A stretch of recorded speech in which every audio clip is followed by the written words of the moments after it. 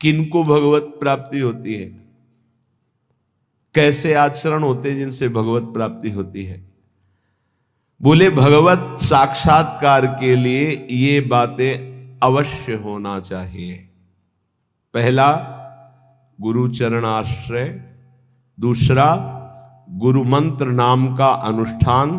तीसरा, गुरु की आज्ञा के अंतर्गत साधु सेवा। चौथा, भजन में प्रतिदिन उत्साह बढ़ाना और दुखों को धैर्यपूर्वक सहना। मंत्रानुष्ठान, नामानुष्ठान, संत सेवा, उत्साह, धैर्य, ये गुरुदेव के शासन में रहकर पक्का भगवत साक्षात्कार हो जाएगा यदि गुरुदेव के शासन में रहकर अहंकार न करे तो। अगर गुरुदेव का शासन न स्वीकार करे तो ये साधन करते हुए अहम पुष्ट हो जाएगा और किसी न किसी महापुरुष का अपराध बन जाएगा, जिससे आपका भजन निष्फल हो जाएगा, भगवत साक्षात्कार नहीं हो पाएगा। इसलिए मंत्रानुष्ठान, नाम जप का अनुष्ठान, गुरु सेवा, संत सेवा, उत्साह, धैर्य, ये सब गुरु अनुशासन में करे, गुरु आज्ञा। आज संत सेवा का भाव है, आपकी अनुमति हो, आज्ञा हो, आज ये अनुष्ठान, आज ये भाव, हर बात अब जो ही कहां करें हम सोई, आयुष लिए चले निजदासी। पहला। दूसरा, हर समय विचार करते रहो कि यहां कभी भी श्वास रुक सकती है, इसलिए मुझे यहां किसी से प्रेम न होने पावे। ये बहुत सावधानी की बात है। मुझे यहां किसी से प्रेम न होने पावे, नहीं उसके लिए मुझे लौटना पड़ेगा। जैसे हिरण से प्रेम हुआ तो आना पड़ा ना हिरण रूप में। यहां मुझसे किसी से द्वेष ना होने पावे। दो बातें देखनी, यहां प्रेम का तात्पर्य राग है और द्वेष। अगर ये दो हुए तो फिर आना पड़ेगा। लेना और देना, तो बाजार बंद नहीं होगी, न लेना न देना, मगन रहना। कबीरा खड़ा बाजार में, सबसे पूछत खैर, ना काहू से दोस्ती और ना काहू से बैर, समान भाव। तीसरा, ये भगवत प्राप्ति के लिए अत्यंत अनिवार्य है। पहला है गुरु प्रदत्त मंत्र, गुरु आज्ञा से ही संत सेवा, मंत्रानुष्ठान, नाम जप अनुष्ठान, उत्साह और धैर्य। सावधानी ये कि कहीं अहंकार ना आ जाए, कहीं किसी संत का भूलकर अपराध न बन जाए। ये दूसरा, संसार में सदा रहना नहीं है, कभी भी कोई भी श्वास हमारी आखिरी हो सकती है, इसलिए हमें यहां किसी से प्रेम नहीं करना, क्योंकि हमें जाना है यहां। ना किसी से द्वेष करना है, सबसे भगवत भाव से। तीसरा, हमें प्रभु की प्रगट सेवा करके मानसिक सेवा में प्रवेश पाना है। मानसिक सेवा सब सेवाओं में महान सेवा होती है, पर वो बिना शरीर से प्रगट सेवा किए मानसिक सेवा की सिद्धि नहीं हो सकती। मानसिक सेवा से भगवत प्राप्ति बहुत जल्दी होती है, पर मानसिक सेवा प्रगट सेवा से होती है। चौथा, सब साधनों में सर्वश्रेष्ठ साधन और साध्य नाम पाया गया है। नाम, जो चलते फिरते, उठते बैठते, खाते पीते हर समय नाम जप करता रहता है, 24 घंटे चेतना जब है तब नाम चल रहा है। ये नाम जप का अभ्यास अंत समय के लिए किया जाता है कि जब हमारा आखिरी समय हो तो नाम जप हमारे हृदय में गूंज रहा हो। जीवन भर आप अभ्यास करो, अंतिम समय भगवान तुम्हारा अभ्यास बन जाएंगे, अंतिम समय भगवान स्मरण बन जाएंगे। ये बड़ा आनंद का विषय होता है जब कोई भयावह परिस्थिति आती, कष्टपूर्ण, और उस समय जब देखो कि मंत्र नाम चल रहा है, प्रिया जो मुस्कुरा रहे, बड़ा शीतल हृदय रहता है, ठीक है, बिल्कुल ठीक है, कनेक्शन सही है। उस समय हाय हाय मच जाए, प्रभु को भूल गए, संकट परिस्थिति, विपत्ति परिस्थिति आई या कोई भयानक परिस्थिति, फिर तो गड़बड़ है। ये अभ्यास भजन का 24 घंटे किस लिए किया जाता? अंतिम समय के लिए। अंतिम समय निकल जाए, राधा कृष्ण हरि, बात बन गई। जब कोई जीवन भर अभ्यास करता है, ध्यान से सुनना, तो अंतिम समय उसका स्मरण भगवान बनते हैं।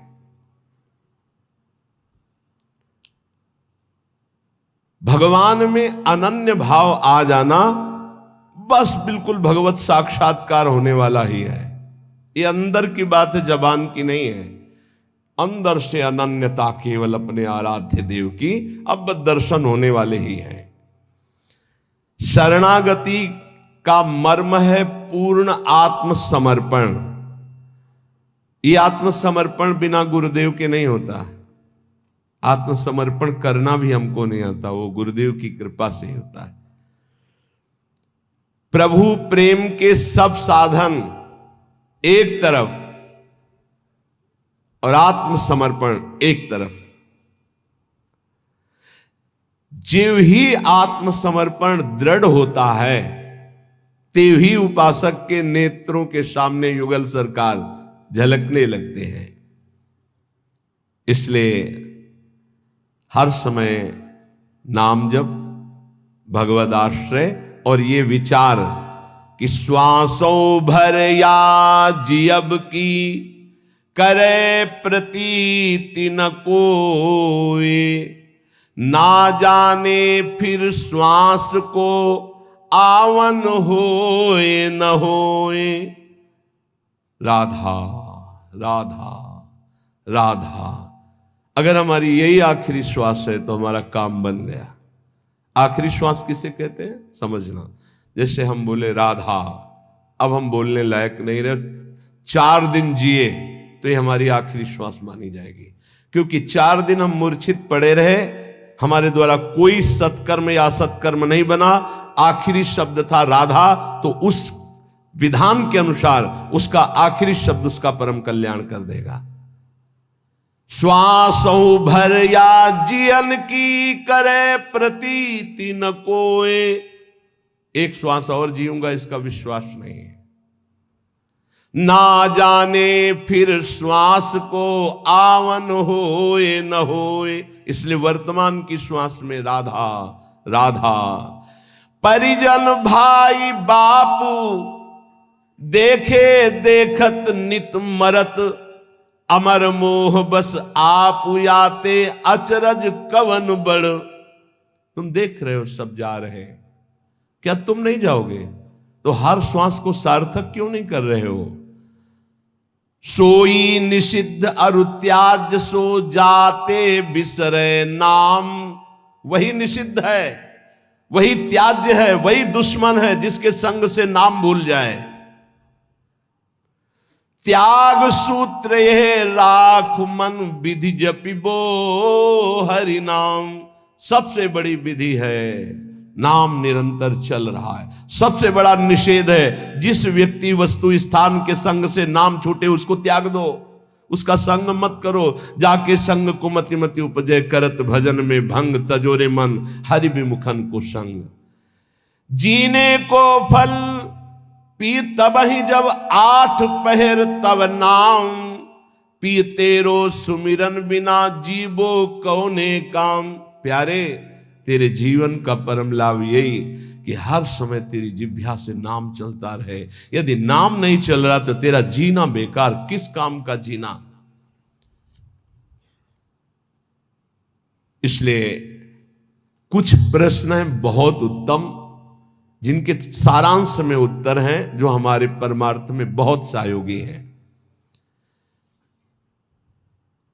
दीनता और नम्रता भगवान को बहुत प्रिय है, इसका क्या लक्षण है? तो बोले जिसके अभिमान का संपूर्ण अभाव हो चुका है उसी में दैन्यता और नम्रता आती है। दैन्यता और नम्रता भगवान को बहुत प्रिय है, इसका क्या लक्षण है? तो उत्तर, जिसके अभिमान का पूर्ण रूप से अभाव हो गया है। कर्म किसे नहीं बांधते हैं? भगवत प्रेमी महात्मा को या ब्रह्मबोध संपन्न महात्मा को दो के ऊपर कर्म विधान लागू नहीं होता। सिद्ध महापुरुष भगवत प्रेमी या सिद्ध महापुरुष ज्ञानी तत्वबोध, इन दो के ऊपर कोई भी कर्म लागू नहीं होता, ना संचित कर्म, ना प्रारब्ध कर्म, ना क्रियमाण। तो कह दोगे कि बड़े बड़े सिद्धों के शरीरों में तो शरीर है क्या, वो सिद्ध हो चुके, शरीर से परे हो चुके, कोई भी कर्म उनको बांध नहीं सकता। बकाया सब कर्म के बंधन में बंधे, दो ही मुक्त हैं, या तो भगवत प्रेमी महात्मा या तत्वबोध संपन्न ज्ञानी। पुण्य नाश का हेतु क्या है? पुण्य कैसे नष्ट हो जाते हैं? जब कोई अहंकार में भरकर अपने पुण्य की चर्चा करता है, उसी समय सारे पुण्य नष्ट हो जाते हैं। ध्यान देना, वो वृंदावन गए थे, 100 संतों को फिर रबड़ी और खीर पवाई और फिर 100 दक्षिणा भी दी। अरे हम कहा तो चलता ही रहता, फिर एक एक सेव और महात्मा लोग तो कह रहे थे जैसा तुमने पवाया वैसा तो आज तक पाया ही नहीं, सब गया तुम्हारा, सब गया, जो तुमने किया था सब नष्ट हो गया। ध्यान देना, पुण्य नष्ट कैसे हो जाते हैं? अहंकार में भर करके अपने किए हुए पुण्यों का वर्णन करने से पुण्य नष्ट हो जाते। बहुत ही लाभदायक प्रश्न उत्तर है। 4 लोग बैठे, वो प्रयाग गए थे तीर्थ, संगम में 4 बजे स्नान किया, फिर ऐसा सर्दी तो थी पर हमने कहा ऐसा, और हमने दान भी दिया, वो सब जा रहा है, सब नष्ट हो रहा है। कभी अपने सुकृतों को, अच्छे कार्यों को, भगवत कार्यों को प्रकाशित ना करें। पता नहीं लोगों के दिमाग में क्या भरा रहता है। अपने पुण्यों की गाथा अपने मुंह से अहंकार भर के जो करोगे वो सब नष्ट हो जाएगा। ध्यान देना, पुण्य क्षीण कैसे होते हैं? गुणों का अभिमान करके, गर्व करके पुण्यों का वर्णन करने से पुण्य क्षीण हो जाते हैं। गर्व करके अपने तपस्या, अपने सुकृतों का वर्णन करने से तत्काल वो सब नष्ट हो जाते हैं। महाभारत में प्रसंग है महाराज ययाति के भ्रष्ट होने का। केवल गर्व करके बोल दिया ऐसा ऋषि न पीछे कोई हुआ है न आगे ऐसा होगा, तत्काल खोपड़ी के बल स्वर्ग से नीचे ढकेल दिए गए। सब ऋषियों का अपमान करने के कारण, गर्व भरे सुकृत वचन बोलने के कारण तुम्हारे पूरे पुण्य खत्म हो चुके, सब नष्ट हो गए। पुण्य क्षीण कैसे होते हैं? अभिमान भरकर अपने पुण्यों की चर्चा करने से। बहुत संभलना, लुटेरे बहुत हैं। आप गए थे, अच्छा लगा होगा वृंदावन में, क्या क्या जैसे ठाकुर जी रखे वैसे चले। नहीं, सत्संग किए होगे, भजन साधन कुछ, क्या सत्संग भजन साधन, ठाकुर जी जैसे। बस किसी को अपनी थैली मत पकड़ाओ, नहीं सब खत्म कर देगा वो। हाँ वो गए थे फिर ऐसा फिर वैसा, नहीं चुप शांत, क्या ऐसे जैसे हम अपनी असत गलतियों को कभी प्रकाशित नहीं किए तो सत बातों को क्यों प्रकाशित करें? ये तो अच्छी बात है, इसको छुपाओ, असत बातों को प्रकाशित करो। मेरे जैसा नीच कैसे, ऐसा ऐसा हमसे हो गया। हिम्मत हो तो बोलो, बोलने की हिम्मत नहीं होगी क्योंकि दुर्गति होनी है। जो पुण्य बचे उनको बोल बोल कर खत्म कर दिया जाता है। शुद्ध भाव, भगवत भाव किसके हृदय में जागृत होता है? जो सबसे ममता शून्य होता है। ध्यान रखना, भगवत भाव किसके हृदय में जागृत होता है? जो सबसे ममता शून्य होता है। सबकी ममता ताग बटोरी, मम पद मन ही बांध पर डोरी। देखते एक एक प्रश्न और छोटे उत्तर महान चीज है। संसार के बंधन का कारण क्या है? व्यक्ति, वस्तु, स्थान में दृढ़ आसक्ति। मैं इस वस्तु के बिना नहीं जी सकता, मैं इस व्यक्ति के बिना नहीं जी सकता, मैं इस जगह के बिना नहीं जी सकता। बंधन का कारण क्या है? वस्तु, व्यक्ति, स्थान की दृढ़ आसक्ति। धन्यवाद का पात्र कौन है? जो समदर्शी ब्रह्मदर्शी महापुरुष है। समदर्शी वासुदेवा सर्वमिति, जो सर्वत्र भगवान को देखता है, वो धन्यवाद का पात्र है। महान श्रेष्ठ पुरुष किसे कहते हैं? जो अहंकार नष्ट कर चुका है अपना, वही महान पुरुष है। अहंकार रहित हुआ ही महान पुरुष है। ये जन्म मरण के चक्कर को पुष्ट करने वाली साकल क्या है? साकल माने बांधने वाली। बोले भोगों की वासना ही ये साकल है जो जीव को बांधती है। सुख प्राप्ति का उपाय क्या है? नाम जप करते हुए भोगों की तृष्णा का त्याग करना। तृष्णा कहते हैं भोगे हुए भोग को बार बार भोगने की इच्छा का नाम तृष्णा है।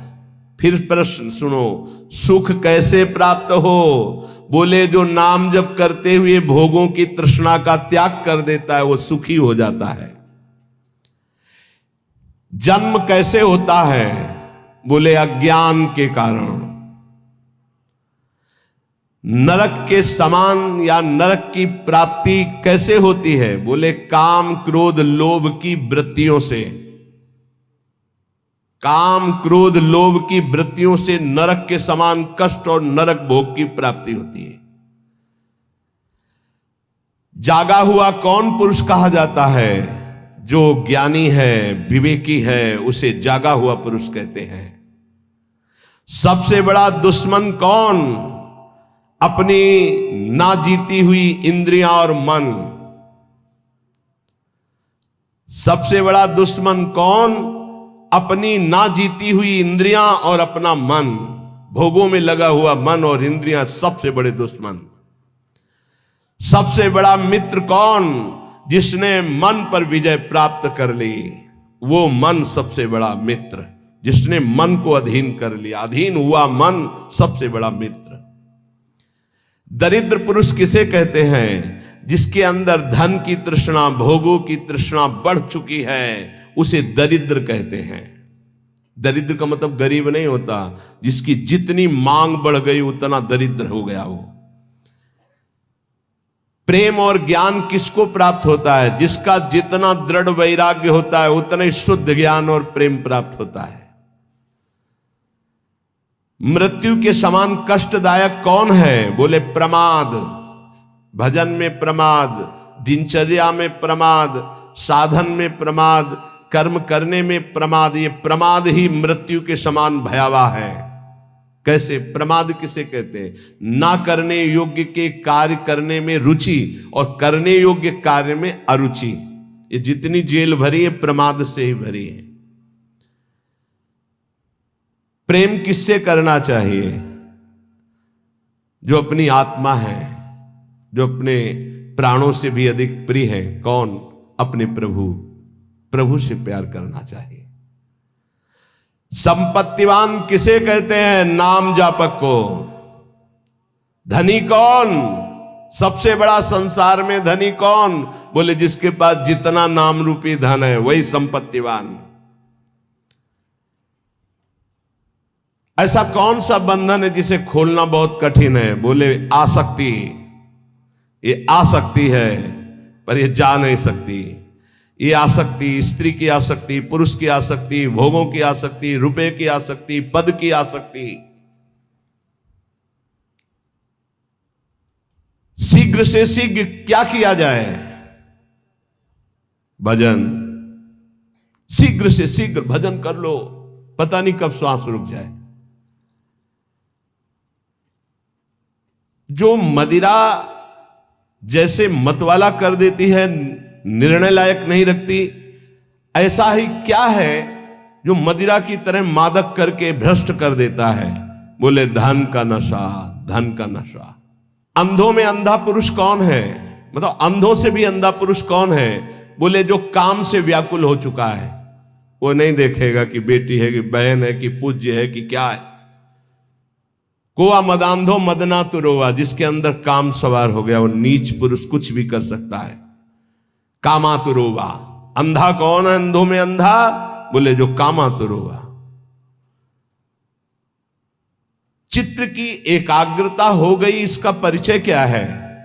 उठते बैठते चलते फिरते हर समय प्रभु के ध्यान में वृत्ति बनी रहे, यह चित्त की एकाग्रता है। इस संसार में सबसे बड़ा लाभान्वित कौन हुआ? जिसे भगवत प्राप्ति हो गई। अत्यंत दुखद क्या है? सबसे बड़ा दुख क्या है? भोगों की आशा। भोगों की आशा, जिसमें सब फंसे हुए हैं। दुखालयम शाश्वतम, कोई बिरला होगा। आशा ही परमम दुखम, नैराश्यम परमम सुखम। किस पर भरोसा करना चाहिए? एकमात्र भगवान पर, बस। किस पर भरोसा करना चाहिए? एकमात्र भगवान पर, और किसी पर नहीं। जिनको हम अपनी रक्षा में समझ रहे हैं वही भक्षक हो जाते हैं। एकमात्र रक्षक श्री भगवान है। अब यहां एक बात देखना है, कभी कभी अज्ञानी जीव ऐसा कहते हैं कि देखो इसको ऐसा क्यों हो रहा है, तो भगवान क्यों नहीं बचा लिए? कर्म का भोग है, जीव अपने कर्म का भोग भोगता है। वो स्वभाव को समझिए, कुसुमादपि कोमलानी वज्रादपि कठोराणी। वो कुसुम से भी कोमल हृदय का, वज्र से भी कठोर हृदय का है। जो कर्म जैसे करता है उस जीव को वैसे ही भोगना पड़ता है, वैसे ही भोगना पड़ता है। फिर लोग प्रश्न करते हैं कि कहते हैं भगवान तो चराचर जीव के स्वामी है, उन्होंने इस जीव को क्यों नहीं बचा लिया? तो दो सिद्धांत समझ लोगे तो आपको भ्रम खत्म हो जाएगा।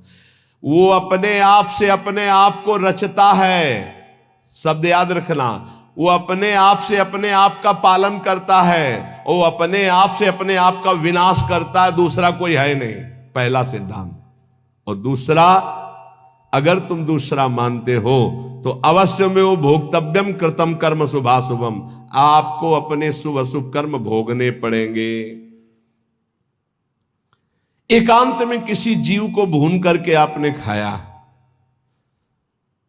अब आपको चौड़े पे भूनेगा कर्म आपका, चौड़े पे जला के तुम्हें राख कर देगा, पक्का। गाड़ी जा रही, एक्सीडेंट हुआ, पिस गए, जल गए, अवश्य में भोक्तव्यम कृतम कर्म शुभाशुभम। भरोसा एकमात्र श्री भगवान पर, और कर्म सच्चे तो कोई दुख नहीं दे सकता। अगर कर्म तुमने पाप कर्म किए तो वो निरपेक्ष होकर परमात्मा तुम्हारे अंदर बैठे ही देख रहा है, वो बिल्कुल सहयोग नहीं करेगा। ध्यान रखना, जब पाप कर्म कर रहे थे तब ध्यान दिया तुमने कि परमात्मा तुम्हें देख रहा है? नहीं दिया। तो अब जब उसका दंड आएगा तो तुम फिर भोगोगे, फिर वो नहीं देखने वाला। वज्रादपि कठोराणि, वज्र से भी वो कठोर है।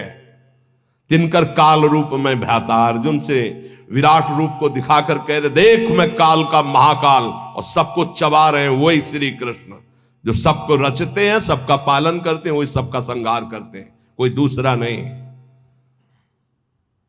जो विवेकवान है वो कभी संशय नहीं करता कहां गया भगवान, कैसे रक्षा। अरे वही है, वही उन्हीं में है, वही आग बना हुआ जल रहा है, वही आग है।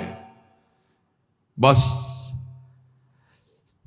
किसका जीवन सबसे पवित्र और श्रेष्ठ माना जाएगा?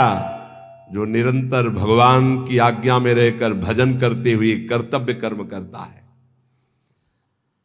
समाधि किसे कहते हैं? जो चलते फिरते उठते बैठते हर समय परमात्म चिंतन में डूबा हुआ है, एकात्म भाव से। संपूर्ण त्रिभुवन को किसने जीत लिया? जिसने मन को निर्विषय कर लिया। मन को जीत लिया, त्रिभुवन को जीत लिया।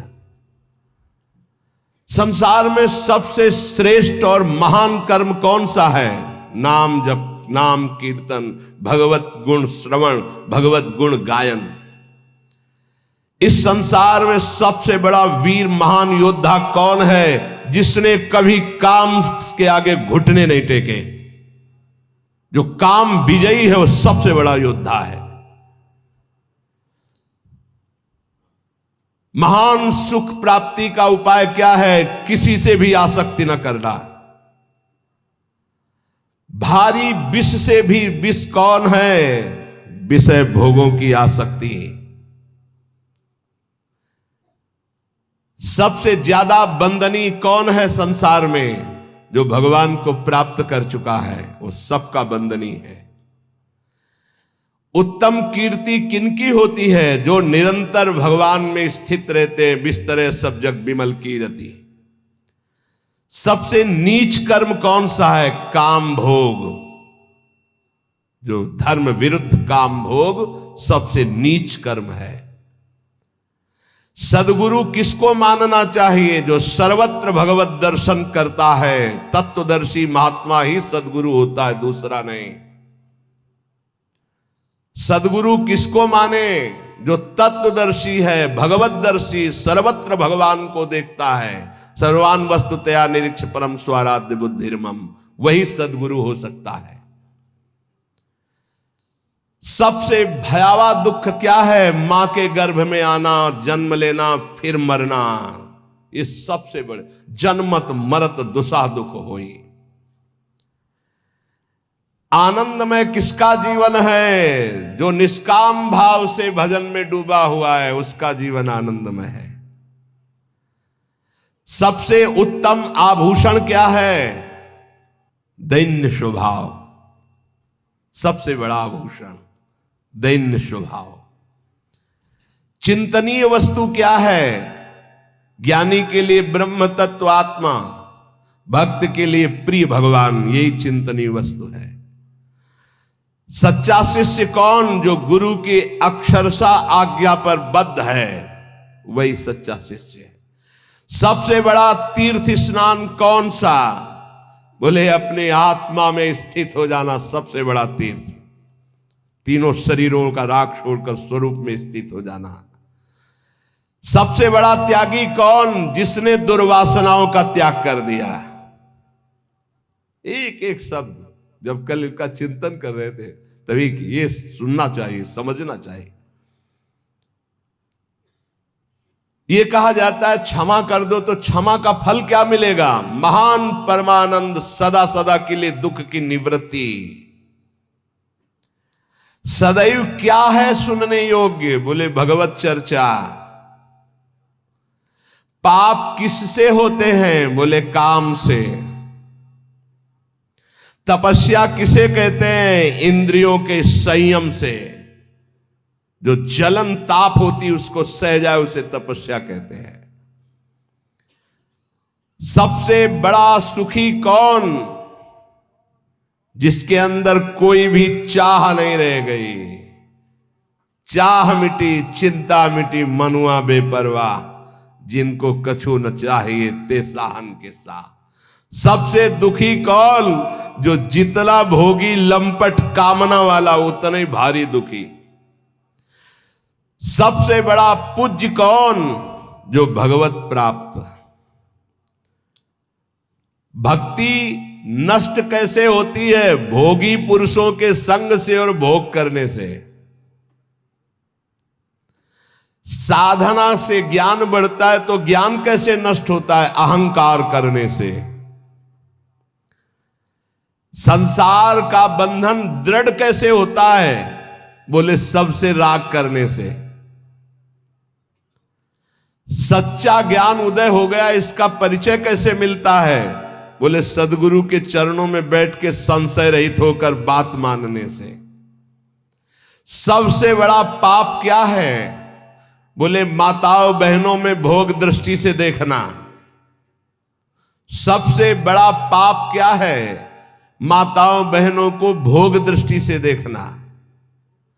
जीते जी मुर्दा कौन माना जाता है? जो पापी है, कामी है, आलसी है, क्रोधी है, वो जीते जी मरा हुआ आदमी है। मोह जीव को बांधता है। ये मोह नष्ट कैसे होता है?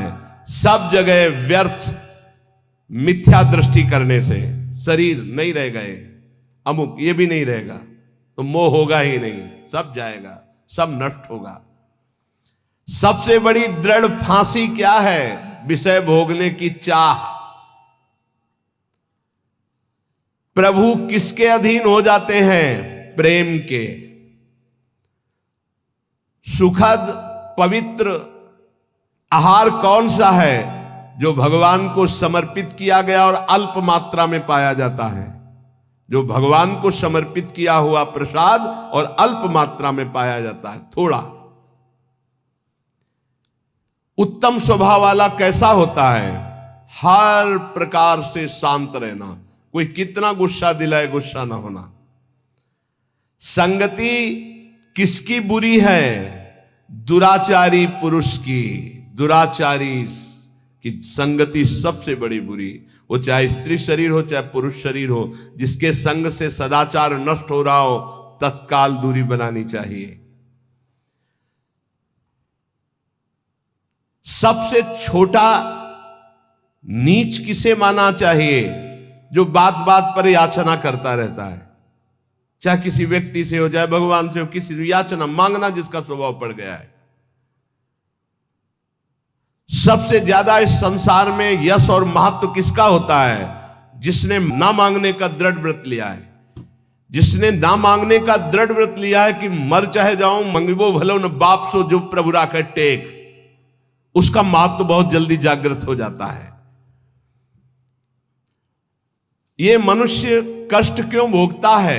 ना चाहते हुए भी कष्ट क्यों भोगता है? क्योंकि ये मन और इंद्रियों को सही रास्ते पे ना लगाने के कारण पाप कर्म करता है और उसका परिणाम कष्ट भोगता है।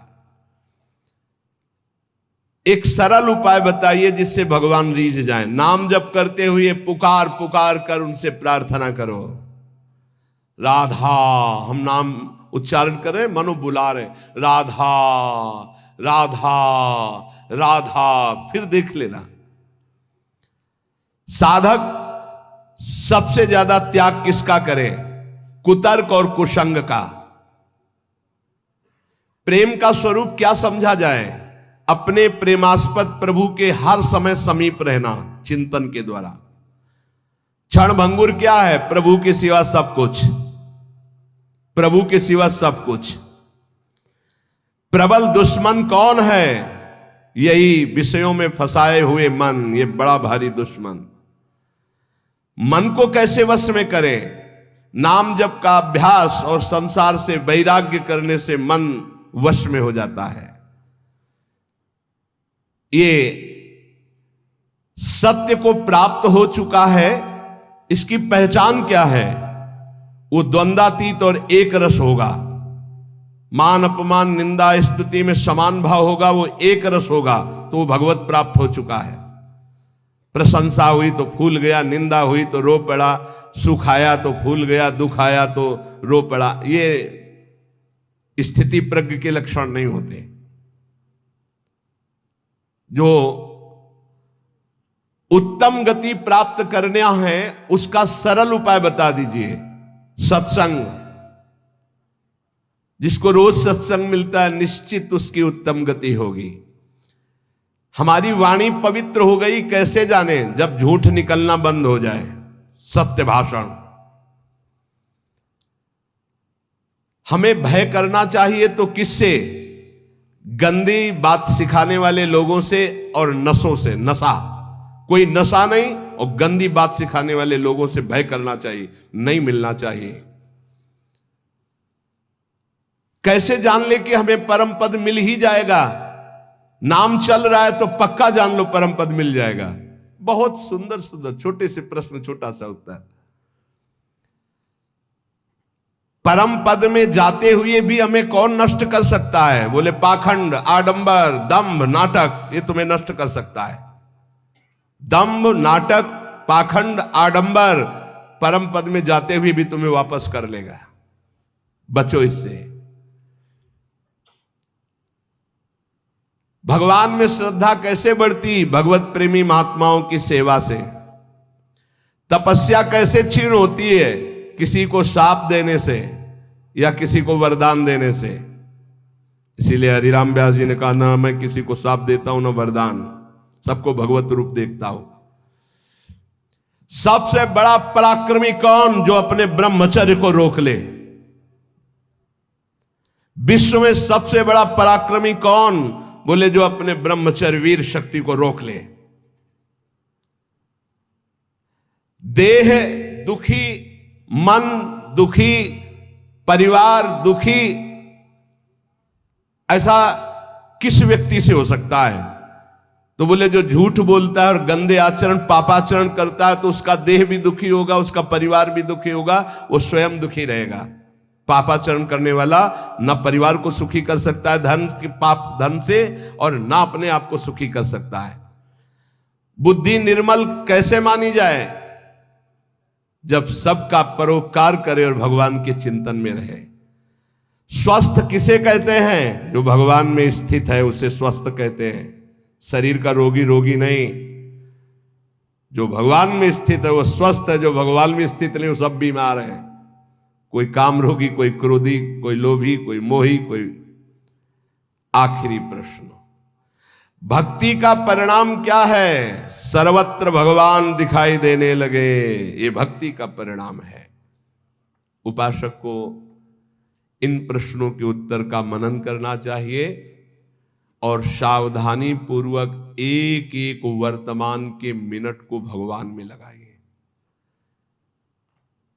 पल की पल में क्या हो जाए कुछ पता नहीं तकदीर का, ये अजब खेल रघुवीर का।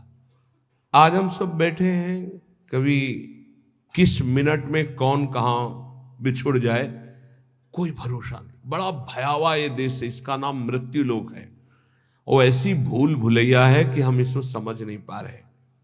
इसलिए सबसे ये प्रार्थना है कि आपको कल के लिए नहीं चिंता करनी, कल जो हो गया उसकी चिंता नहीं करनी, ना तो भूत की चिंता करनी न भविष्य की चिंता। हमारी बात को पकड़ लेना, वर्तमान के समय को मत खो। कल जो हो गया वो तो हो ही गया। कल जो अच्छा या बुरा हुआ उसका वर्तमान में चिंतन करके वर्तमान के समय को क्यों नष्ट कर रहे हो? और कल जो होगा उसके लिए हम आज अपना समय नष्ट क्यों कर रहे हैं? हम कल जो होगा उसको संभाल सकते हैं, कल जो हो गया उसको भी संभाल सकते हैं। कैसे? वर्तमान के समय को संभालने से। अभी वर्तमान में हम बोले राधा, ये सेकंड पावन हुआ, फिर राधा। अब ये क्या करेगा?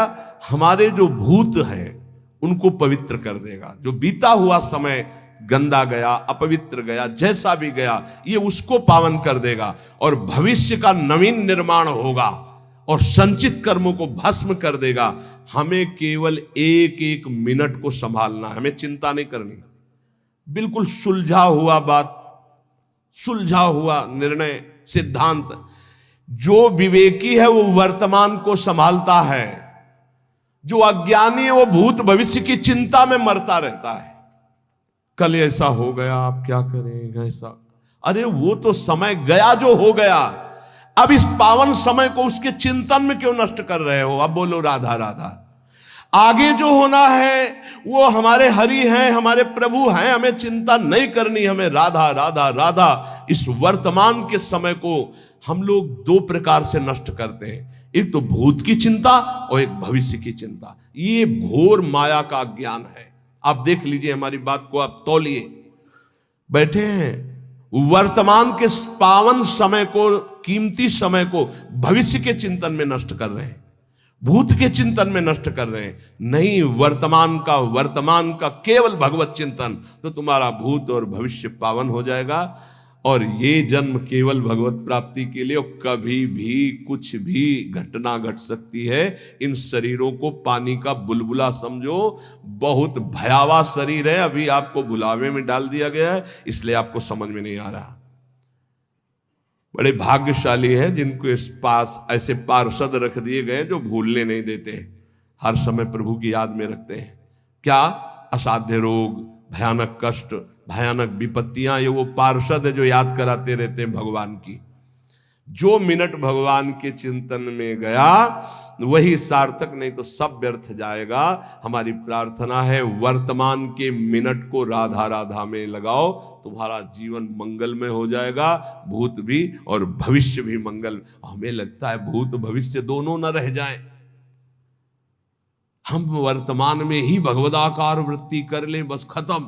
हमारा ना जन्म होगा, ना हमें नाना प्रकार के कर्म जाल में फंसना पड़ेगा, हम अपने प्रभु के पास पहुंच जाएंगे। हर